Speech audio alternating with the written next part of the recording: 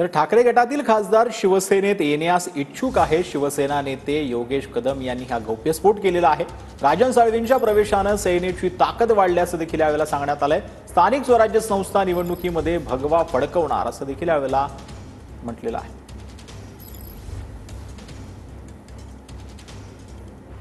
राजकीय वर्तुळात चर्चा की अजून एक राजकीय भूकंप होणार। ठाकरे गटाचे काही खासदार जे ते शिंदे गटात प्रवेश करण्याची चर्चा आहे। नाही, ऑपरेशन टायगर तर चालू झालेलंच आहे। सामान्य अजून खुक्के साहेबांनी देखील स्टेटमेंट काल दिली, आपण पाहिली आहे की आता हे ऑपरेशन आता काय थांबणार नाही आणि किंबहुना आम्हाला ऑपरेशन करायची गरज देखील पडत नाही। समोरनं आम्हाला आता सगळे अप्रोच होत आहेत, किंबहुना आम्हाला आपल्यासोबत काम करायचं, आम्हाला आमची चूक लक्षात आलेली आहे असं वक्तव्य करून अनेक उभाटाचे कार्यकर्ते आमच्यासोबत येऊ इच्छित आहेत। राजन साळवी यांच्या प्रवेशाने फक्त ग्रामीण कोकणमध्ये नाही तर मुंबई सारख्या महानगरपालिकांच्या निवडणुकांवरती देखील चांगला परिणाम होणार आहे। आपण लक्षात घेतलं पाहिजे, कोकण हे दोन्हीकडनं चालतं।